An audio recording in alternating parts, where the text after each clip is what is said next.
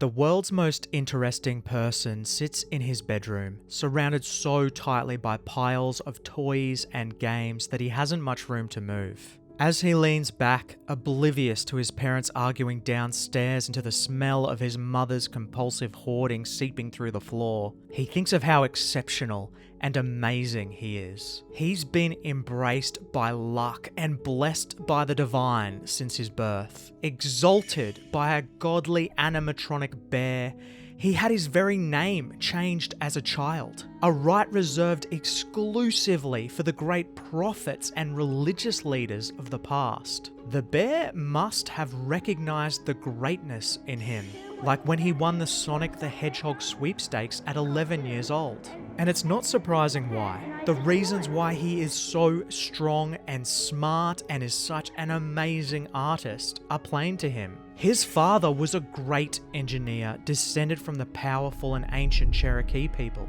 His mother is a queen by right, descended directly from Anne Boleyn, Queen of England. It was inevitable that their offspring would be greater than all other human beings. And while he single-handedly fights a litany of evil villains over the internet day by day, and courts a never-ending supply of online gal pals, his drawings have literally come to life. His son, his friends, his lovers, all really exist in an alternate universe, which he can visit. He is a god. But to the rest of us, we closed-minded unbelievers, we who watch Chris, unsure of the attraction, we who are kept fascinated by the bizarre, we see a man who has lived a life surrounded by fictions and fantasies, a self-imposed Truman. And while we watch the lies, we try to ascertain the truth. Something which becomes increasingly complex the closer we get to the source. We see differently. We see that his family history, his parents' stories, his love life, his children are all a well of delusion. Though we can't deny that some of his tales may yet contain shreds of truth. Seeking answers, we explore the family history of the world's most documented human being, Christian Weston Chandler. This means his heritage and relationships, both real and fictional. Using what has to be the strangest family tree ever made, we can finally see in one place the history of the great houses of Chandler, and of Weston, and of Sonichu. Our chart traces Chris's heritage back to his great-great-grandparents, but we are going to look back further, finding some fascinating facts about his heritage and answering the tough family questions. And by the almighty magic powers of the bear conductor Leonard Bearstein, we will break the boundaries of reality and reason and analyze his believed marriages to fictional characters, as well as his family lineage through his son, Sonichu. Now, this chart is available on the Lolcow Designs store, and you can find the link in the description. Given how poorly the Chandlers knew their own story, it's surprising how well maintained the family history actually is. You can see that this poster goes back as far as Chris's great-great-grandparents, and that almost all of them have their full names, birth, and death years. Additionally, we almost have a comprehensive list of his great-great-great, that is, his third great grandparents as well. Though in and of itself it's just a list of names and years, but fascinating all the same to think that the oldest person on this chart was born in 1829. So we're looking almost as far back as the Napoleonic era. Heritage. Today we are talking about ancestry. It's a good thing that we're breaking down his heritage too, because looking at these histories will answer three big claims. Was his mother Barbara descended from Anne Boleyn, Queen of England? Were the Chandlers descended from First Nations Cherokee peoples? And one that you may never have heard but is out there, was Chris descended from the Emperor Charlemagne, the founder and emperor of the Holy Roman Empire? Chris's life was speckled with tales of the ancient past, though no one in the Hoarder household ever actually lifted a finger to prove them. We'll talk about those interesting parts of Chris's history in a moment, but I do need to say that of Chris's grandparents on the chart, it's a fairly straightforward story. White Americans living on the eastern side of the USA. Given who Chris is, the obvious thing to do is look for relationships across the tree. Married siblings or cousins probably wouldn't have been a great surprise. But we don't see anything of the sort here. Everyone is maintaining a diverse genetic history as far as we can tell. One person to point out though in Chris's paternal line is John James Holloman, which has to be one of the best surnames ever. The family appears to have used the names Hollowmon and Hollowman somewhat interchangeably, but I could imagine Chris putting a Hollow Man into his comics. If we look at our new friend, Mr. Hollowman, we can actually trace Chris's line through him back to the UK, with Chris's 8th great-grandfather being born in London in 1666. However, these facts aren't necessarily trustworthy. Work has been done that traces the Chandler line much further back than this. Back to a Robert Le Chandelier, born in 1420. Given that this is a French name in the UK, if we assume that this lineage is true, then it's possible that Bob was descended directly from Norman French aristocracy. As much fun as it can be to speculate, claims alone aren't necessarily trustworthy though. Like any historian, we have to consider the validity of the source material and not just believe everything we hear. Like Chris would. "'Cause the pickle man tricked me again." And with this lineage back to 15th century England in question, well, there's another claim that we can't really trust either. This same family tree alleges that Christian is a descendant of Charlemagne. Charlemagne, king of the Franks and of the Lombards, united most of Western and Central Europe into the Holy Roman Empire in the year 800.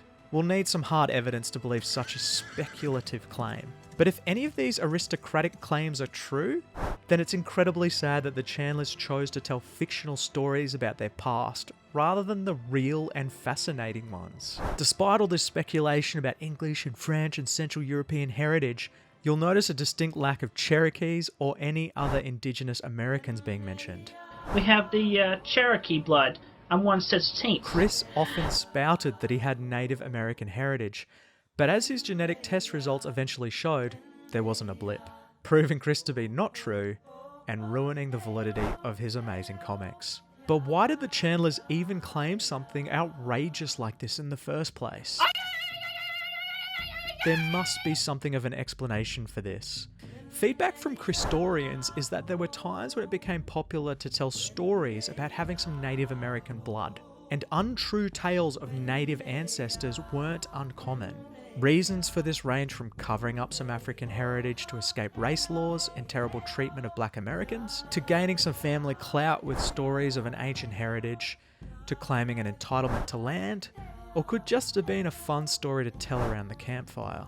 We really can't say. No matter the reason the lies were told, they certainly stuck with the family for a very long time.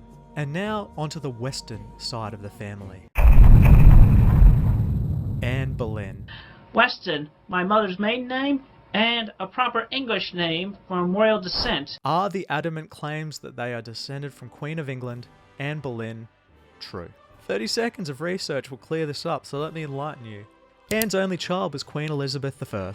QE1 was famously unmarried, had no children, and was known as the Virgin Queen. As a rule, virgins don't have descendants, so it's impossible for anyone, Chris included, to be descended from her. There is an argument that there is a possibility that he might be distantly related to Anne though. Chris did bring this up, so amidst the moving goalposts, it's obviously coming from a confused point of view. But research has been done, and some Christorians have done the work to show potential common ancestors back to the 1200s. Some additional highlights from the Western tree have been documented, and if you're interested in some further reading, I recommend you check out the Quickie.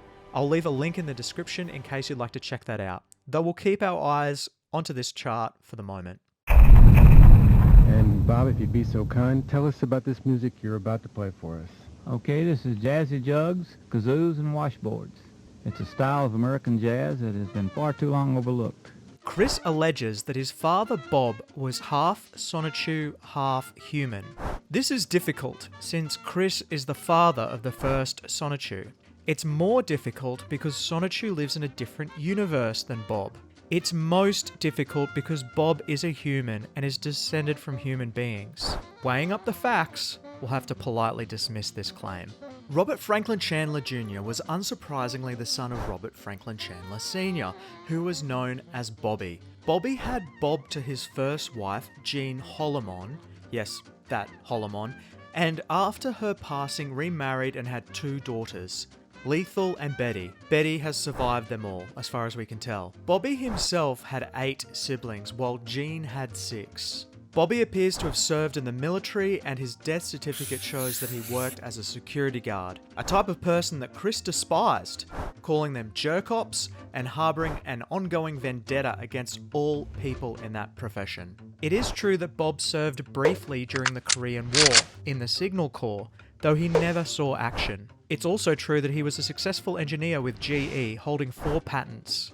Bob had a wife before Barbara, Patricia Faye Harley, with whom he had 2 children, Chris's half-siblings, David and Carol. David is an ophthalmologist, which is to say that he treats eye disorders. David also has a wife and a daughter. It's believed that David and Bob had a very strained relationship. David attended Bob's funeral, and in the mid-2000s we know that Chris visited him for an eye exam, so he did maintain some minimal connection with Bob. Unlike David, his sister Carol did not attend Bob's funeral.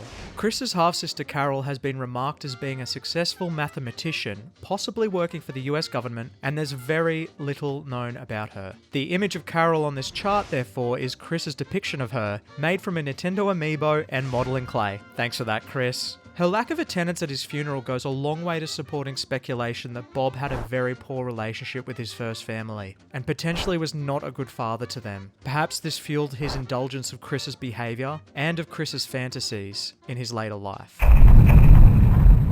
Barbara Weston.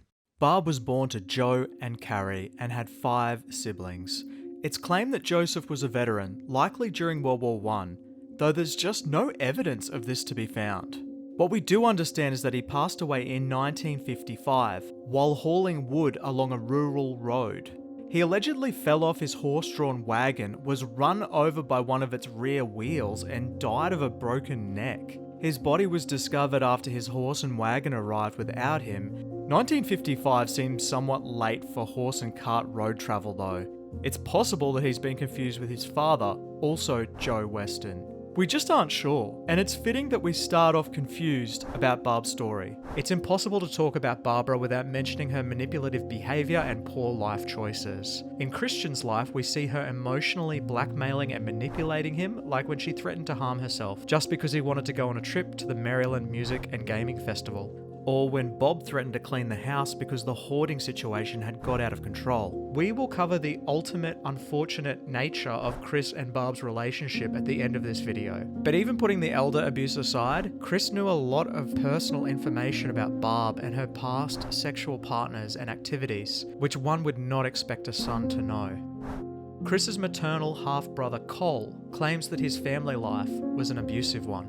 And judging from Barb's interactions with Chris, his followers, and members of the public, there is no material reason to doubt Cole's claims. The biggest object of importance to this tree, however, is Cole's contested parentage. Barb claims that Cole's father is Jack Dale Smithy, her partner immediately after her first marriage. Cole claims that his father was Barb's first husband, Ran Coleman Yates. It's very difficult to find sense in this scenario, particularly given Barb's penchant for manipulation. Putting the key reasons for each being the father, we see in Cole's emails to Chris, he tells of how Ran would visit him as a child, and was introduced as a family friend.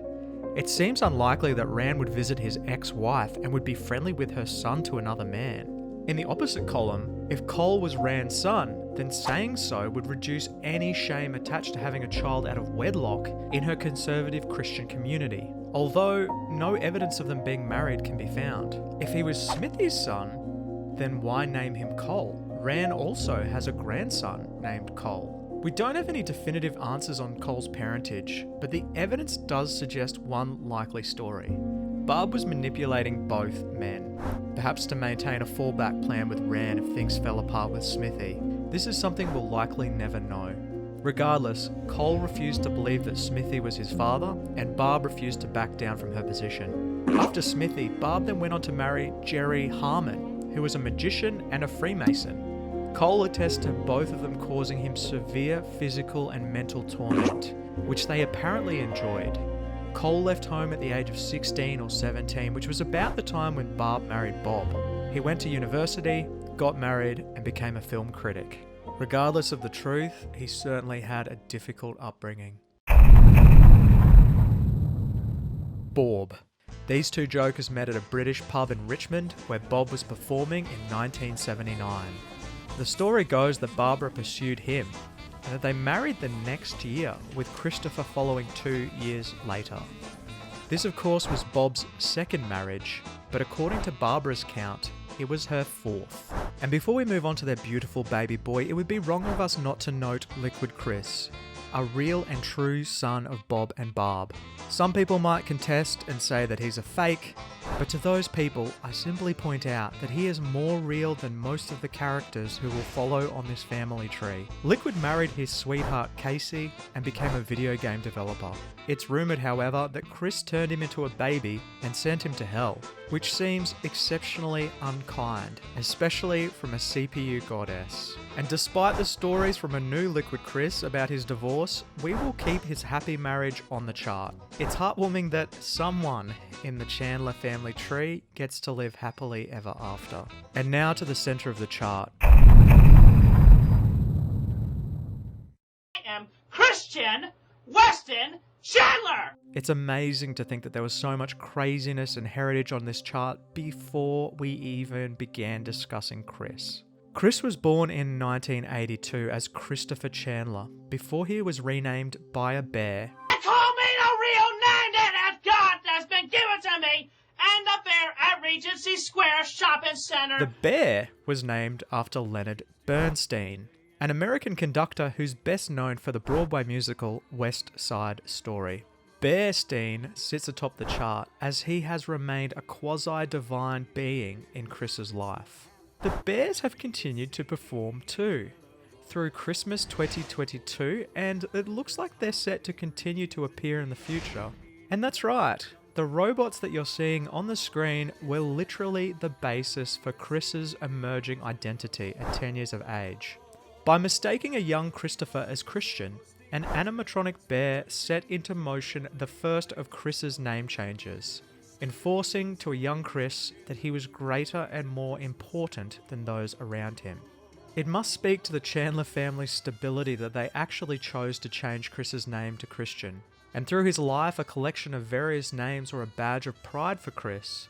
The list of names on the Quickie displays the absurd amount of names Chris has taken over the years, most of which are genuinely self-attributed. At this point in time, Chris is legally Christine Weston Chandler, though the trend would suggest that another change in the future is possible. As from the start, in this video we'll continue to refer to Chris based on his iconic name and pronouns for simplicity's sake. We could talk about Chris all day, but as this video is about Chris's family, we'll move on now to Chris's relationships and his progeny. Sonichu. Sonichu is Chris's son, as shown on the front page of episode 0 of the Sonichu comic. How? No one is quite sure, to be honest. Did Chris mate with a Pikachu? Well, it seems likely. Later in life, Chris did express that it was more of an emotional relationship, but Chris's intentions are prone to ongoing change and retconning, and it certainly would be an unusual relationship where someone would refer to their friend as father. Sonichu was allegedly born when Chris was 6, and alongside a number of other changes instituted by the Idea Guys later in Chris's story, this was retconned to 1992, when Chris was 10. There's a certain irony with saying that something in the Sonichu universe doesn't make sense, but this chart will get as close to it as we possibly can. Sonic and Rosechu. Sonichu, his wife Rosechu, the chaotic combo, and later some additional Sonichus all have a single event in common: a collision with Sonic the hedgehog. While Sonic was rolling around at the speed of sound, he collided with a Pikachu. Sonic's energy somehow was conferred alongside his inertia, which caused this Pikachu to evolve into a Sonichu, into the Sonichu. This is Chris's explanation for Sonichu's creation. Sonic is not a paternal influence on Sonichu, but was nevertheless physically responsible for his development. Their collision created a rainbow, the end of which touched a Raichu and caused it to evolve also. Thus, Rosechu came into being. This event is depicted in the first episode of Chris's comic, and so is very established lore. Rosechu's parents were the Pokemon Luxray and a Raichu. Grandchildren. We'll return to Sonic in a moment, but first let's address that Sonichu and Rosechu had 3 children. Sarah is the eldest child. Sarah may well have been named after one of Chris's sweethearts, Sarah Hammer. Though he did later have other sweethearts named Sarah, being Sarah Jackson, Panda Halo, who was Sarah Hart, and Sarah May. Chris named his second granddaughter Christine, but now Chris is Christine. Chris goes by Christine Sonichu, Sonichu being a male designation, while this character is Christine Rosechu. Make of these garbled and unintelligible facts as you will. Perhaps Christine was named after her grandfather. It is curious that such an important name was relegated to his second grandchild that never really shows up in the comics though. However, Christine has the rare honour of being a shiny Pokemon. Good for her. And the youngest, Robbie, may well be a throwback to Robert Chandler, though Christorians argue that Robert Rabbit is a more likely candidate for the name. The grandchildren, though little mentioned in Chris's comics, are more heavily influenced by his own self-projection than most other characters, with Sarah being labelled a tomboy, Christine as bisexual, and Robbie being retconned as transgender. Although he is their grandfather, Chris never seemed to dedicate much time to them. The chaotic combo. During Sonic's collision with what became Sonichu, and the subsequent rainbow hitting Rosechu, something else happened. Rosechu's eggs were sent out of her body, stranding a number of Sonichus and Rosechus in the wild. Family trees weren't necessarily designed to cater to this situation, but we have depicted this via the rainbow on the chart. The creation of characters in this way is inherently problematic. Of course, Rosechu is the biological mother, that's clear. They were her fertilized eggs, which were then somehow thrown far and wide. However, who is the father? Is the father Sonic, the being whose energy created the rainbow in question? Is Sonichu the father, since it was his evolution that caused the rainbow? Is it both? Is the rainbow somehow unique and sentient?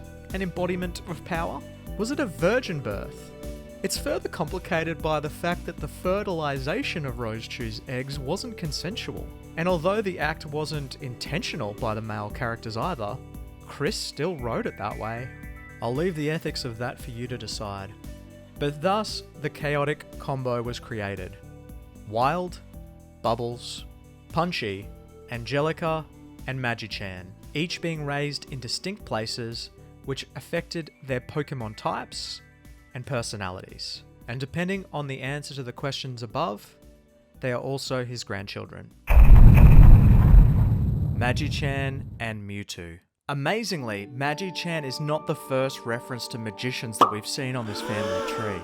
The 5th member of the chaotic combo, Magi-Chan, is Chris's spouse. As we've talked about already, through Sonichu and Rosechu, the chaotic combo are most likely also Chris's grandchildren. Chris is married to his own grandchild. But hold on to your hats, because it actually gets even weirder. As with all of the chaotic combo, Magi-Chan landed in a unique scenario which defined their personality, skills, and abilities. In Magi-Chan's case, he landed in a secluded cave in the hills near Quickville. This is where the proprietary and licensed Nintendo copyrighted character of Mewtwo apparently lived, not near Cerulean City like in the actual Pokemon games. Mewtwo became a father figure to Magi-Chan, raising him and teaching him psychic skills, making him an overpowered, borderline omniscient being. Despite being his father figure, Magi-Chan and Mewtwo got married in 2018, with Chris joining the polyamory. It was actually Magi-Chan that Chris was imaginary dancing with at BronyCon. So, just to be clear, Magi-Chan is married to both the person who is effectively his father, alongside his paternal grandfather, Sylvana and Count Graduon. Sylvana was actually created by the same rainbow that made the chaotic combo, so Chris is additionally married to his own granddaughter too. Her egg ended up on the moon, where she met and was raised by Count Graduon.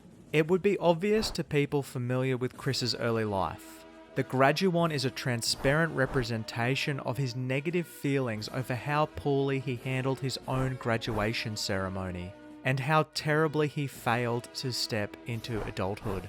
Count Graduon was apparently an ancient evil spirit.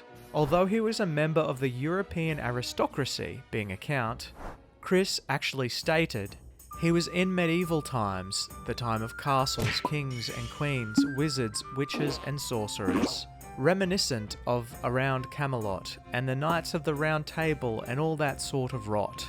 I had not really thought of nationality, but if I had to say, I would definitely put him around London or UK. Anyway, this is where Graduon was trapped in a sphere by a pre-Columbian Cherokee Indian person. Chris gives completely different dates and stories for his characters sometimes, which doesn't make it easy to make a coherent timeline. Graduon has different backstories, as it would seem Chris forgot his own lore, so what you see elsewhere may be in conflict with this video. The Count also ended up on the moon somehow to raise Sylvana, and then he raised her on the moon, despite being a medieval aristocrat without lunar technology.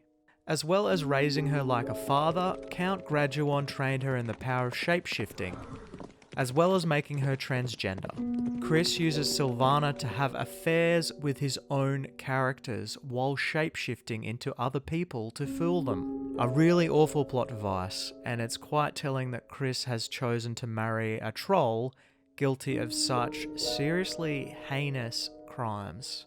Additionally, she and Magi-Chan have a child together called Sonichu, something that would just be impossible to coherently display on this chart at this point.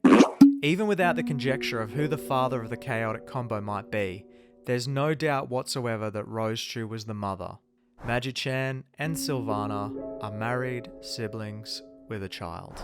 Sylvana's birth date is unclear, as it seems that these eggs may have also been able to travel back in time.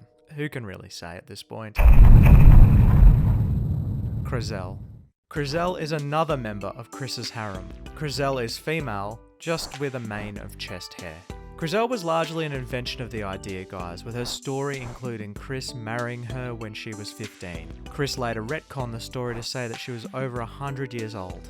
Cryzel didn't get much airtime in the comics, isn't well documented, and doesn't have any further flow-on effects to the family tree. Now, listen to me carefully, and don't panic, okay? We have completed the family tree, and while there's no one official left on the list, there's a whole lot of content left to cover. Because while this stylish chart is available on the Lolcow design store, we had to leave out a number of important characters that just didn't fit, or were just so incredibly absurd that we couldn't put them in, which is saying a whole lot. Omissions. Pikachu. Chris actually says that he has a fifth spouse who was added while he was in jail. Helen Fiorenza of Argentina pushed her character at Chris, who kind of not really accepted the fictional arranged marriage request. At some point we just have to draw a line in the sand and say that either it's too crazy, which it is, that Chris didn't even really commit to it, which it seems he didn't, and that it wouldn't even fit on the tree, which honestly it wouldn't. It seems unlikely that we'll hear about Pikachu again. Reldnak Notsu Natesurk. You would be forgiven for looking at this name and thinking it a palindrome. A palindrome is a word that is the same written both forward and backward.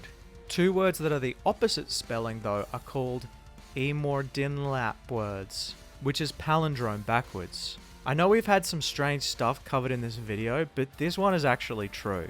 Reldnak Notsu Natesurk is an Emor Dinlap word of Christian Weston Chandler. Although Reldnak is Christian's evil twin, curiously, they are completely unrelated. Thankfully, this means that he doesn't need to be represented on this chart, and for that I'm very grateful. Crystal Chandler. Crystal Chandler was the perfect name that Chris wanted for his daughter. He had multiple dreams and visions from God himself, telling him exactly this. Peaceful dream of becoming a father of a sweet little pretty girl who I will dub the name Crystal Weston Chandler. Crystal, a name that sounds similar to mine, but it has a nice ring to it. And it's also similar to the illustrious metal that is mined from the Earth's ground. We haven't yet seen his daughter Crystal, well, not officially anyway, but in the comics, this is the name of his twin sister, and Chris apparently summoned her as his dream sibling? What is her relationship to Chris, really? What is her relationship to Natsu Natesurk? What is her relationship to her future niece, Crystal Chandler? So the question we have to ask ourselves is, What the hell is even that? if I had to put money on it, I, Lolcow Designs, believe that Chris will someday have a third name change to Crystal at some point in the future. Blake. Originally named Black Sonichu, Blake is a clone of Sonichu created by Dr. Robotnik. Blake was a clone gone wrong when Dr. Robotnik spilled soda into the cloning process. It is therefore unclear if Blake shares parentage with Dr. Robotnik or Dr. Pepper. What we do know is that that sweet, sweet soda sure tastes good. Why doesn't Blake appear on this chart? Well, first, there's no precedent in the family heritage and heraldry community on how to display a clone on a family tree. If we did, then a unique connector like this would probably be used, I guess. It's also hard to say if Dr. Robotnik should take the position as father since he was technically the creator. But listen, if you think this is the wrong choice, then let me know in the comments, and we might prepare a Blake-inclusive version just for you. Asperchu. Oh, I would love to make space for Asperchu, but he really was just Alec Benson Leary's trolling tool. And since he wasn't the son of Ian Brandon Anderson, he has no true familial tie to Chris. Sorry, Alec. Barbara Chandler. This one we have intentionally left until last. You see, Barb, of course, is on the chart, but there's something important that this chart has intentionally overlooked. In many parts of the world, by living together with someone in a physical relationship, you are considered to be in a de facto marriage after a set period of time, which carries many, if not all, of the same benefits and responsibilities of a formal marriage. You know, you're very pretty. You're always pretty. Which would change the way that the family tree may have to look. So, let's just be grateful that the US state of Virginia does not acknowledge this practice. Thank you, Virginia. I am genuinely grateful. I really did not want to put that into my chart. The charge I was charged with, I was innocent. Case dismissed. What a bizarre story. And even after all this explanation, we have only just scratched the surface of these convoluted and curious relationships and bizarrely designed characters. Make sure to get yourself a copy of this family tree. The link is in the description. I will see you in the next video. Peace and have a great day.